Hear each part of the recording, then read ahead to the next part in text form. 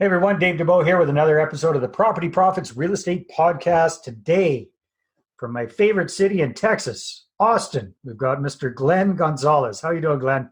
Dave, thanks for having me. I'm doing pretty well, staying safe and enjoying it. So, Well, thanks. that's good. That's good. And you guys were in for a real treat today because Glenn's got an amazing story. He's gone from being a maintenance man to the point where he actually owned 4,500 units, cashed out. Now he's living the good life. So we're going to learn all about how he did that in just a second. But Glenn, first of all, tell me in the audience. I mean, I think I got a pretty good idea. But what has been your primary investment strategy? I'm assuming it's multifamily properties. It is multifamily. Yep, that seems like that's all I know, and I don't know much beyond that. Well, hey, you know what? There's something to be said for focus. That's for sure. So, in a just kind of like 30,000 foot perspective, what did you like the most about that investment style, that investment class? Yeah. So, most of my product has been, the Class B property, workforce housing, right? So, although I've owned some nicer properties, the Class A stuff, it hasn't been my most profitable ventures. So I syndicate and bring investors together, and we buy just workforce housing. For the most part, I will renovate and sell those at a profit and return the money back to the investors. Some of them I've held on for 5 years. Some of them I've flipped in as little as 1 year. So kind of all over the board. I usually go into a deal with an exit and an exit price in mind. Okay. So if I can hit that exit price before I'm done working on my magic, or before, maybe I estimate it was a 3-year or a 5-year hold, but if I hit that sales price in year 2, I'll sell. And I usually tell the investors that going into it, if we can hit this number, we're selling. So interesting. So Glenn, why do you prefer to sell versus hold on to them long term? Well, part of that was where I was in my station in life. I wanted money in my pocket, and that was the quickest way to put more money in my pocket. Now my strategy is a little different. I'm actually, my partners and I are going to build a ground up development, and our goal is to hold it for 20 years. Okay. So it's a little different now. So now you're more interested in cash flow than the big pops of cash. Is that correct? That's correct. That's right. Yeah. All right. Very interesting. So tell me, you started out as a maintenance guy working in apartment buildings. Yep. How did you make that transition? Because correct me if I'm wrong, I don't think maintenance guys are making tons of money doing the maintenance work. You're doing all right. I'm sure. But how did you switch from that to actually starting to buy apartment buildings? That's a great question, and it's a kind of a funny story. I was working as I got a call from my wife at that time who said, "Hey, they're behind on work orders. Do you want to come and help out a little bit? Helping out in the maintenance." At the time, I was going to college, and I was working as a waiter at the Marriott at one of their restaurants. Working full time and going to school full time, and now I've got this maintenance thing on the side. So I was busy. Yeah. I eventually quit my restaurant business and kind of helped full time, and I actually got jealous because the manager in the leasing office there, and they're talking on the phone, showing apartments, and they're going on the tours. It's warm inside. I was cold on the outside, and I was always dirty, and I'm like, man, I really want that job. I don't want this job. So when the regional manager came to visit the property, they said, "Hey, can I talk to you about something?" They're like, "Yeah, how are you?" And I'm like, "I'm good. I'm working." She's like, "How are the units going?" I'm like, they're getting turned. They're okay. I said, "I want a shot at being a manager." She kind of looked at me. She's like, "Aren't you one of the maintenance guys?" I'm like, "Yes, I am." She's like, "Have you ever managed apartments before?" I'm like, "Nope." She's like, "I'll keep that in mind. Thank you. See you later." And then off she went. Yeah. Well, it wasn't too much longer that I got this call where like, "Hey, this is kind of weird, but we have this little 60-unit apartment complex. It can't really afford a full-time manager, but it can't really afford a full-time maintenance guy either. So do you want to try and do both?" I'm like, "I'll take it." And that was my foot in from maintenance to management. All right. I'll tell you, Dave, it didn't go very smooth. I mean, I was trying to do make-readies, and then when somebody moves into an apartment, they bring their make-ready checklist when they come in on the condition of the apartments. And they would move in and they would give me this sheet, and it was the dishwasher didn't work and the toilet water was running, and one of the burners didn't come on the electric stove. I knew how to fix all that stuff, but I guess I wasn't as diligent on the maintenance side. But I had to go back and correct all those things. So then you had to go from being the manager to the putting on the tool belt. It was kind of awkward because I went back to do the work order, hoping they were at work or something. I knock on the door, management. I come in and they're like, "What do you hear?" I'm like, "Oh, I'm here to fix all the stuff that didn't get fixed when you moved in." And they're like, "Well, who did that?" And I'm like, I did. Yeah, I did. They're like, "Oh, and you're going to fix it now?" "Yeah, I'm going to make it right." I'm like, "Okay."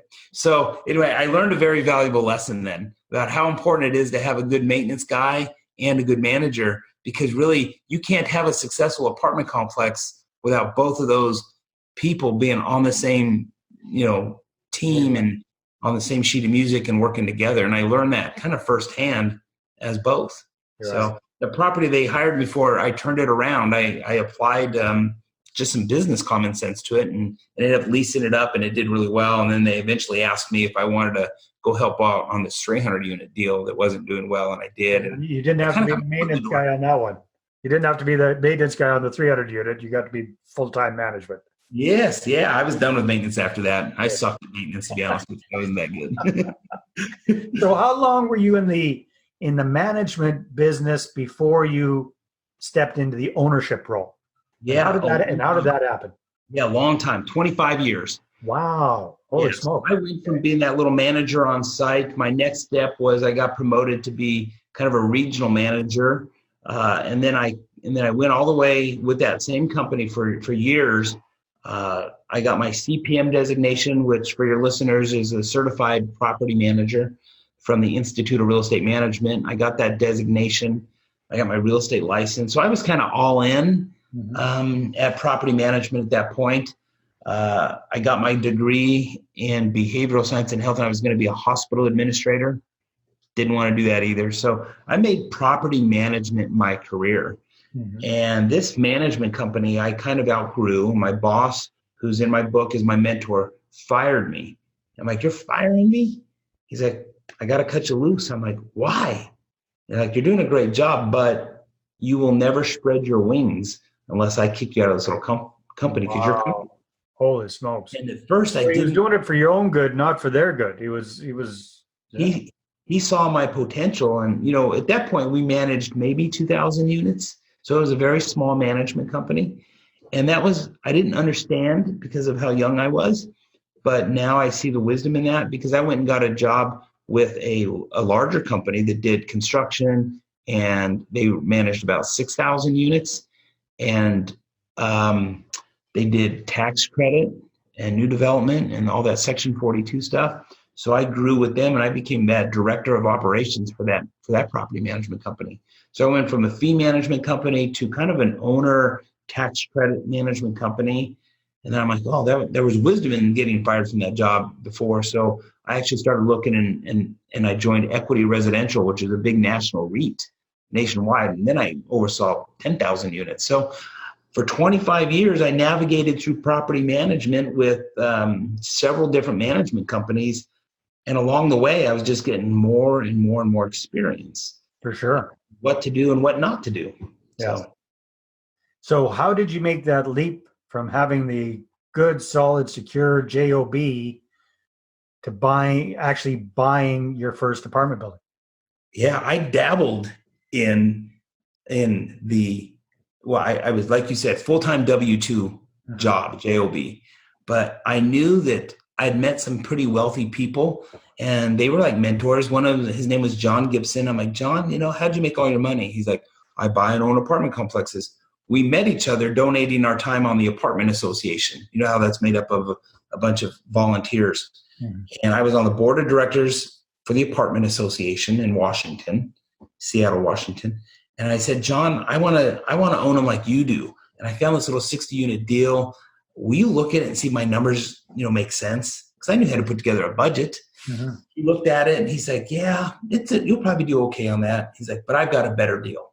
I've got a little 44-unit deal that I've completely neglected," because he's very wealthy and has all this really nice apartments. That's a really old 44 unit. He's like, "You want to buy it?" I'm like, "Yeah, I'll buy it." So I went and checked it out. And sure enough, he totally neglected this property.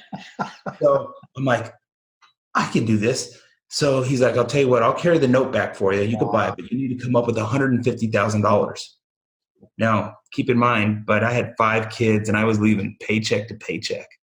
So $150,000, he should have asked me for, $1.5 million. Right. So I went to my boss and I went to a vendor that I worked with and I said, hey, I want to syndicate this deal. It's a great deal. I think we can all make some money. Let's go in a third.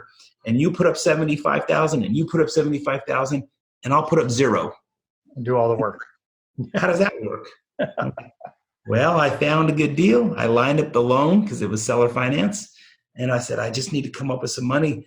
But they were pretty smart people. They were also in the industry. One was a vendor in the multifamily industry, and one was my boss. Yeah. And they all said, you're right, this is a gold mine.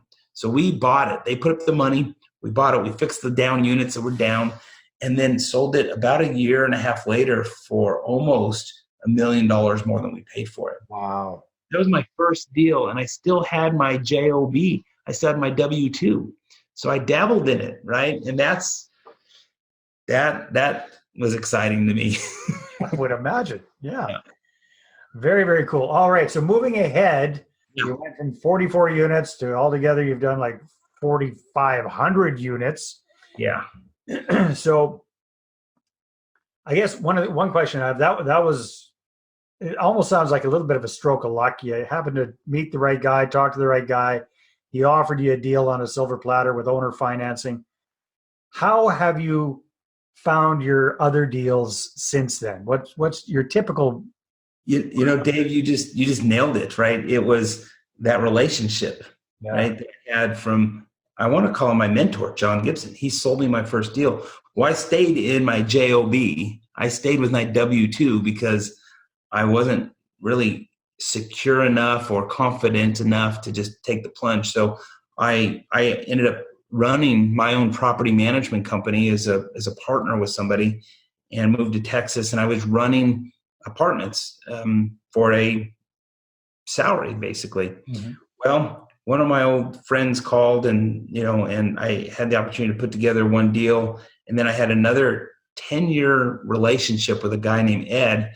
And I told him when he was 70 years old, Ed, if you ever want to retire, I'll buy your company from you. So he called me. He's like, oh, I'll never retire. I'm 70 years old. I love this. He called me on his 80th birthday and like, I think I need to think about your offer. I'm like, well, let's talk. So he said, I'll sell you my management company. I'm like, Ed, I don't want your management company. At this point, I've been managing properties for 25 years. Yeah. And now I got my own. I said, really what I want are your 8 apartment complexes that you own up in DFW. I want to buy those from you. And if you sell me those 8 apartment complexes, then in turn, yeah, I'll buy your management company for you, from you. And he said, okay. So all we did is we looked at the numbers and we came to an agreement on the values. He got some broker price opinions, but again, somewhat neglected for years and lots of upside. Now, Dave, that's what really launched me into, because that was 1,500 units. Wow. One seller, over 6 properties. So they were good sized properties. They were scattered all over DFW. He allowed me to close them over a 6-month period because I had to go raise money. Yeah. You that $150,000 that I had to raise, and I might as well, now I had to raise $22 million to close on this transaction. But relationships and people coaching me and teaching me who to call, and we scrambled. I had a business partner that helped me along the way, and we were introduced to crowdfunding and family offices and all kinds of cool stuff that all led to we were able to close on all of these transactions. And we did very well. We bought them, we renovated, met a contractor that renovated them for us, and so how long did you hold those ones for? 4,500 units, but it's not that simple. But yes, relationships and being in the right place and things. And the experience, the track record, the experience, the 25 years in the trenches, so to speak, that didn't hurt either, did it? It gave me all the experience because I could tell what was a good deal and what was not a bad deal. Because keep in mind, I used to manage for owners that either paid too much for their property or they didn't have enough in their renovation budget, and they called me as the property management company. Hey, I'm in a bind. I really need you to figure this out. Well, part of that was his mistakes, those owners. Right. And then I had other experiences where I managed some properties for some owners that did it all right. They paid the right price. They had enough renovation, and they hired me to manage our property through all of that. And then they sold it, made a big profit. And I got to see the financials. And I'm like, wow, these guys made a lot of money. They got a check, and I got a pat on the back. Like, oh, Glenn, you did great. We love you, man. I'm like, I got to go find another property to manage because you sold yours. Yeah, exactly. So that was inspiring then to kind of make me want to get into that side of the world. I wanted to be them, So Glenn, time flies when we're having fun. I know you've got a very interesting book that you've written about your whole experience. Why don't you tell us a little bit about the book? Thanks. It's called Maintenance Man to Millionaire. Love it. And it says it's real estate wealth creation for everyday people. And it really goes through and talks about what some of those things we highlighted on, people in the industry, my successes, but also my failures. I was brave enough to share all the mistakes that I made kind of along the way as well. Talked about how to find good partners or bad partners. So anyway, it's available on Amazon. If people want to look it up, they can either look it up by my name, Glenn Gonzales, or they can just look it up under Maintenance Man for Millionaire. Yeah, show us the picture of the book again. So you can do a screenshot if they want that. That's awesome. Fantastic. Glenn, thank you so much. And Dave, thanks for having me. hats off to you. That's a wonderful story, and the story continues. You definitely haven't stopped. You're still chugging. You're still buying apartments. They're a little long at a breakneck pace. So keep up the good work, my friend. Thank you, David. Thanks. All right. Thanks, everybody. Take care, and we'll see you on the next episode. Bye-bye. Well, thanks very much for checking out the Property Profits podcast. If you like what we're doing here, please head on over to iTunes, subscribe, rate us, and leave us a review. Be very, very much appreciated. And if you're looking to create a regular flow of inbound investor inquiries about your real estate deals, then I invite you to attend one of my upcoming live online demonstrations. And you can check that out at investorattractiondemo.com. Take care.